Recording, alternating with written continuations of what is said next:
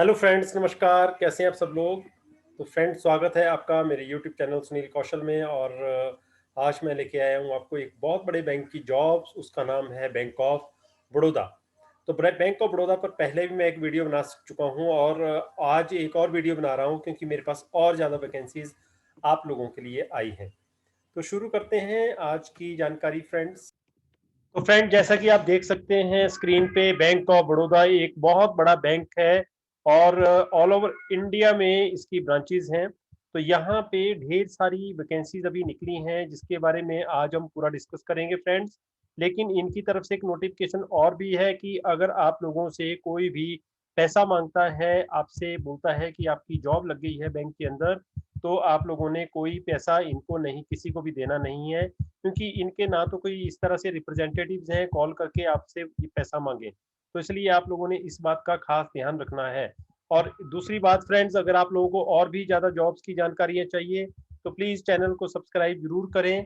और अगर वीडियो अच्छा लगे तो उसको लाइक जरूर करें, ज़्यादा से ज़्यादा लोगों को भी बताएं ताकि उनकी भी हेल्प हो सके। तो फ्रेंड्स, आज की जो जानकारी है उसके बारे में अब डिस्कस करते हैं। तो सबसे पहले हम डिस्कस करेंगे आज की जो पहली जॉब है यहाँ पे निकली हुई। तो यहाँ हम डायरेक्टली चले जाते हैं करियर पे। जैसे अब हम करियर पे जाएंगे, हमारे पास जो करंट जॉब्स हैं वो सामने आ जाएंगी फ्रेंड्स। तो ऑलरेडी मैं आप लोगों को पहला एक वीडियो बना चुका हूँ जिस पर मैंने आपको इससे पहले भी जो जॉब निकली उसके बारे में बताया था। अब आज की जो रिक्रूटमेंट है that is for the chief economist and public relation officer. तो अब ये जो रिक्रूटमेंट ऑफ चीफ इकोनॉमिक्स है और पब्लिक रिलेशन ऑफिसर की है, ये फिक्स टर्म के लिए कॉन्ट्रैक्ट बेसिस पे ये जॉब है फ्रेंड्स। इसकी जो नोटिफिकेशन आई थी, ऑनलाइन रजिस्ट्रेशन जो है इसकी एप्लीकेशन की, वो स्टार्ट हो चुकी है 9 अप्रैल 2021 से, और इसकी जो लास्ट डेट है वो 29 अप्रैल 2021 को है। और इसमें सबसे पहले जो इन्होंने नोट दिया हुआ है कि अगर आप लोग अप्लाई करना चाहें तो आप इनकी साइट पे जा सकते हैं। अब बात करते हैं वैकेंसी के बारे में। चीफ इकोनॉमिक्स की यहाँ पे एक वैकेंसी निकली है, पब्लिक रिलेशन ऑफिसर की एक वैकेंसी यहाँ पे है। तो यहाँ पे अब बात करते हैं, यहाँ पे सबसे पहले रोल एंड रिस्पॉन्सिबिलिटी। तो ये सारी डिटेल आपको पेज पे नीचे मिल जाएगी। और मिनिमम जो एज लिखी है वो 35 एज है और मैक्सिमम जो है 55 साल है। मतलब मिनिमम एज 35 ईयर्स है अगर आपकी, या उसके 55 साल भी है, 55 ईयर्स है, इन दोनों के बीच में तो आप अप्लाई कर सकते हैं। अब बात करते हैं कि इसके लिए जो एजुकेशनल क्वालिफिकेशन है वो क्या चाहिए। You should be master degree in economics with specialisation in monetary economics और econometrics from a recognised Indian foreign university. तो अगर आपके पास इकोनॉमिक्स में मास्टर डिग्री है फॉरेन से या इंडिया से, ठीक है, या आप इसके अलावा अगर आपके पास पीएचडी की भी डिग्री है, बहुत अच्छी बात है। लेकिन अगर आपके पास सिर्फ मास्टर डिग्री है इकोनॉमिक्स में, आप इसके लिए एलिजिबल हो। और पब्लिक रिलेशन ऑफिसर की वैकेंसी के लिए आप अगर ग्रेजुएट हो मास कम्युनिकेशन में या जर्नलिज्म में, या सॉरी मास कम्युनिकेशन में या जर्नलिज्म में, तो आप इस जॉब के लिए एलिजिबल हैं। अब बात करते हैं वर्क एक्सपीरियंस की। मिनिमम 10 साल का आपके पास एक्सपीरियंस होना चाहिए। चीफ इकोनॉमिस्ट की पोस्ट के लिए मिनिमम 10 साल का एक्सपीरियंस होना चाहिए as a economist in a commercial bank, financial institution और any other reputed corporate agency. और पब्लिक रिलेशन ऑफिसर के लिए मिनिमम 10 साल का एक्सपीरियंस होना चाहिए पब्लिक रिलेशन एरिया में। बात अगर कंपनसेशन की करें तो जो कंपनसेशन है आपको वो डिपेंड करेगी आपकी क्वालिफिकेशन और एक्सपीरियंस पे, तो वो आपको बाद में बताया जाएगा। नेचर ऑफ एंगेजमेंट, 3 साल का आपका ये कॉन्ट्रैक्ट रहेगा और बैंक इसको आगे एक्सटेंड भी कर सकता है अकॉर्डिंग टू देयर कन्वीनियंस। अब लोकेशन जो है वो बाद में डिस्कस बताता हूँ मैं आपको, लेकिन सबसे पहले बात कर लेते हैं फीस की। फीस कितनी लगेगी? 600 रुपये लगेगी अनरिजर्व के लिए, ईडब्ल्यूएस के लिए और ओबीसी कैंडिडेट्स के लिए। लेकिन SC ST PWD और वुमेन कैंडिडेट्स के लिए 100 रुपीज रहेगी। क्रेडिट हिस्ट्री की अगर हम बात करें, the candidate applying for the above position shall ensure that they maintain a healthy credit history. तो आपकी हेल्दी क्रेडिट हिस्ट्री होनी चाहिए और सिबिल स्कोर जो है 650 के करीब आपका होना चाहिए before above at the time of joining. तो ये आपका सिबिल स्कोर जरूर होना चाहिए। अब सिलेक्शन का प्रोसीजर आप लोगों को बता देता हूँ। Selection will be based on short listing and subsequent round of personal interview. एक आपका सबसे पहले होगा पर्सनल इंटरव्यू, उसके बाद होगी ग्रुप डिस्कशन और एनी अदर जो सिलेक्शन मेथड होगा वो आपको फिर बताया जाएगा। लेकिन सबसे पहले पर्सनल इंटरव्यू और साथ में होगी आपकी group discussion. How to apply, अब बात आते हैं कि अप्लाई कैसे करना है। तो candidates are required to have a valid email ID and contact number. आपका ईमेल आईडी और कॉन्टैक्ट नंबर जो है बिल्कुल वैलिड होना चाहिए, ठीक है, सबसे पहली बात तो। एंड क्योंकि आप लोगों को जब भी कोई कॉल आएगी या कोई मेल आएगी तो आपको उसी नंबर पे और उसी ईमेल एड्रेस पे आएगी, चाहे वो ग्रुप डिस्कशन है, चाहे वो इंटरव्यू है, चाहे वो किसी भी तरह की और सिलेक्शन की प्रोसेस होगी। अगर हम पेमेंट की बात करें तो अच्छा, अप्लाई करने के लिए एक दूसरी बात और ही ध्यान रखनी है आप लोगों ने कि ये ऑनलाइन ही अप्लाई आप कर सकते हैं, इसलिए आपको विजिट करना है वेबसाइट पे। वो मैं आपको वहाँ से तरीका ज़रूर बताऊँगा। पेमेंट की अगर बात करें तो पेमेंट मैंने आपको बताई, जैसे ₹600 है ईडब्ल्यूएस जनरल और ओबीसी कैंडिडेट्स के लिए और ₹100 है बाकी कैंडिडेट एससी एसटी कैंडिडेट्स के लिए। एससी एसटी और उसमें पीडब्ल्यूडी भी आ जाते हैं, ठीक है? और लेकिन जो 600 है वो ईडब्ल्यूएस कैंडिडेट्स के लिए है, तो इस बात का आप ध्यान रखना। अच्छा, इसके बाद ये जो अनाउंसमेंट है ये ऑलरेडी हो चुकी है चीफ जनरल मैनेजर एचआरएम की तरफ से।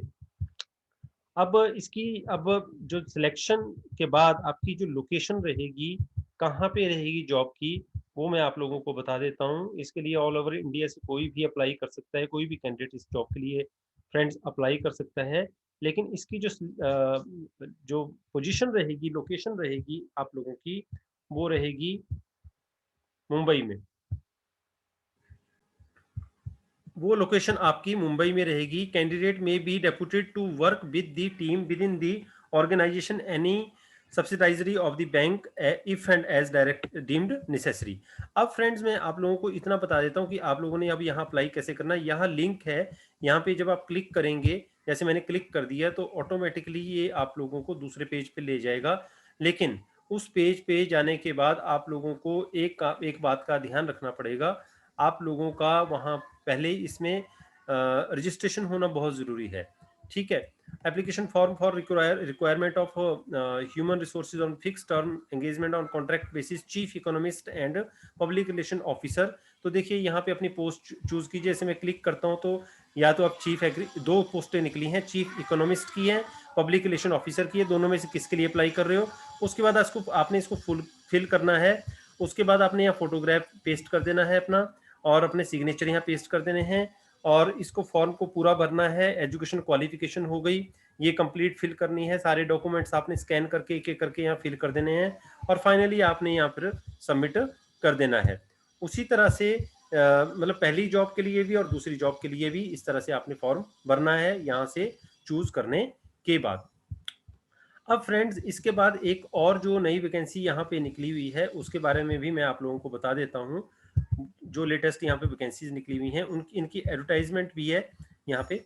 तो यहाँ पे जो एफएलसी काउंसलर कॉन्ट्रैक्ट बेसिस पर अजमेर डिस्ट्रिक्ट के लिए रिक्वायरमेंट है, और इनका दैनिक नवज्योति न्यूज़पेपर में एडवर्टाइजमेंट भी आया है, जिसके बारे में आप लोगों को यहाँ पे दिखा देता हूँ। देखिए दैनिक नवज्योति में वित्तीय साक्षरता परामर्शक की संविदा के आधार पर नियुक्ति। बैंक ऑफ बड़ौदा भारत सरकार का उपक्रम जिला अजमेर हेतु वित्तीय साक्षरता परामर्शदाता की संविदा के आधार पर नियुक्ति हेतु आवेदन आमंत्रित करता है। तो जितने भी इच्छुक राष्ट्रीयकृत ग्रामीण निजी बैंक में न्यूनतम 5 साल के अनुभव के साथ भूतपूर्व बैंकर हों, अथवा बीसी कोऑर्डिनेटर के रूप में न्यूनतम जिन्होंने 5 साल का जिनके पास एक्सपीरियंस है, और जिनकी उम्र 64 वर्ष से अधिक ना हो, वो आवेदन इस जॉब के लिए कर सकते हैं। तो फ्रेंड जो लास्ट डेट है अप्लाई करने की वो है 15 अप्रैल 2021। बाकी ये एड्रेस यहाँ पे दिया हुआ है, ये आप नोट कर सकते हैं, स्क्रीनशॉट ले सकते हैं और यहाँ पे डायरेक्टली अप्लाई कर सकते हैं फ्रेंड्स। तो इस तरह से यहाँ पे देखिए सिलेक्शन प्रोसीजर भी बताया हुआ है इन्होंने कि सिलेक्शन प्रोसीजर क्या रहेगा इस जॉब के लिए।